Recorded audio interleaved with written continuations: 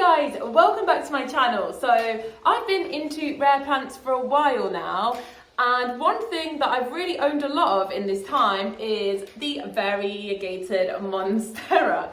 And mine never really get that big because I'm a massive chopper and propagator, and I do like to keep growing my plant collection, so they never really get as big as they definitely would have if I just left them alone.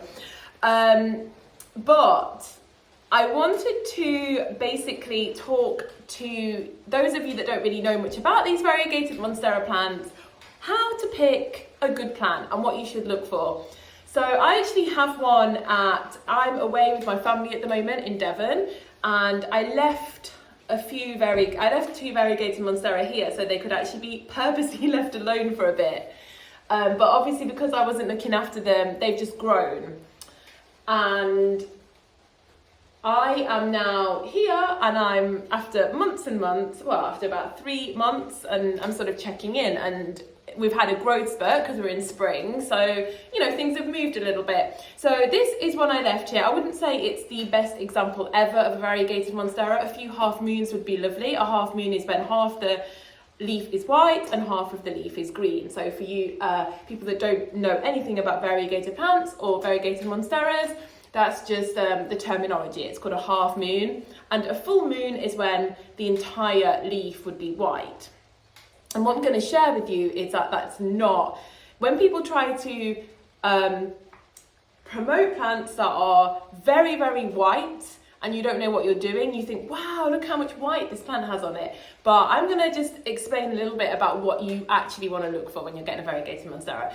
So this one, I would say you could definitely get away with having a little more white. And I do have ones with me where I am that have more white than this. But this one is not a bad level. You know, every leaf has some, good amount of white. And what I find with these plants is you really want to pick a good stock plant, because you will get a little bit of variation and you will get a little bit of an effect from putting them in a bright condition, for example.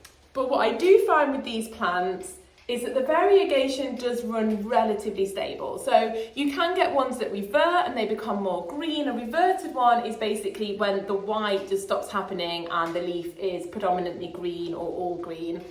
And what you can get happen is that they go too white. And I'm going to talk you through this plant in a bit. Now, what happens if your plant goes too green and it reverts, or it goes too white? That's when you want to get into propagating your plant. Even if you don't want to propagate to make more plants, that's when you want to look at your stem. So your variegation is here on the stem, and that's almost as important as the leaves. And what you'll see is the amount of variegation in the stem generally relates to the variegation on the leaves. And if you've got one that has turned green, what you're going to want to do is you're going to want to cut it back to a node where you can still see there's white variegation on the stem, and you've got a good chance of creating a new plant that has a good level of white variegation again. And when you take a cutting of these, you're going to want to basically go underneath. You're going to want to go underneath a root, an aerial root that's sticking out. Some of them can even actually root for you as they pop into the bottom of the pot, but you're going to want to go under a root, and you're going to want to give it a good amount of space as well, because what happens is as they're rooting, the stem can start to rot. So you want to give it as much space as you can. So I would, but if you can, I don't know how well you can see this, but this here, and I have really gardeny fingers, but this here is a node. So this is where the new leaf will pop out. Can you see that? So you want to go above that but leaving as much space as you can below the aerial root. So somewhere in between there would be ideal. And that's how to try and fix a plant that not only has gone too green, but that's also gone too white. Now this one is such a small plant that I'm not sure that there's that much to save here. But what this is a plant that has essentially gone too white. It also unfortunately got thrips because I left it at home and didn't realise, and it has now been treated. So that problem is going to go away. But still, when you have a plant that has this much white, it cannot photosynthesize in the same way as the leaves with a lot of green, and you will find that the leaves start to die. So they'll look very pretty for a very short amount of time, and then they will start to die. So this is a plant that, although I will leave it and hope for the best, that maybe a bit more green will come, it is honestly unlikely. Once they go this white, generally they produce more and more white leaves. And it's going to be unlikely that it's suddenly going to get greener. Not impossible, everything's possible, but it's going to be unlikely. And you certainly do not want to buy a plant with this level of white, unless it's very heavily discounted and you're going to try and cut it back and go to a lower point and instigate a different growth pattern. But if you see one that's this white and it's being promoted as something amazing, don't fall for it. It's not, you don't want one that is this white.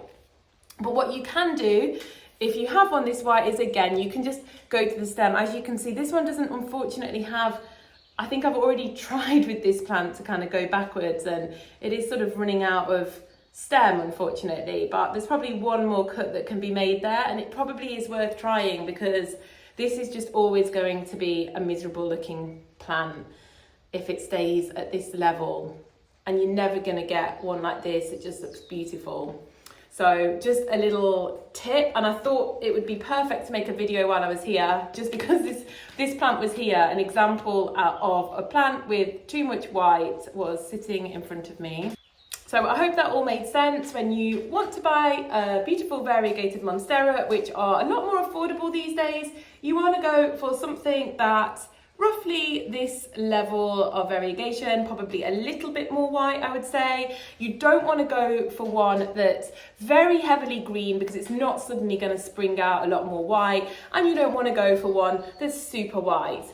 And like I said, if you see one that used to be a good mix and it's turning more green or it's turning more white, you do have a chance to cut it back. But don't see it as an amazing plant. See that as a discount plant that you might be able to salvage if you cut back to a lower point in the stem. So I hope that helps all my beginner people that are getting into these beautiful variegated Monstera plants. Now they're a lot more affordable, and I will speak to you all soon. Bye bye.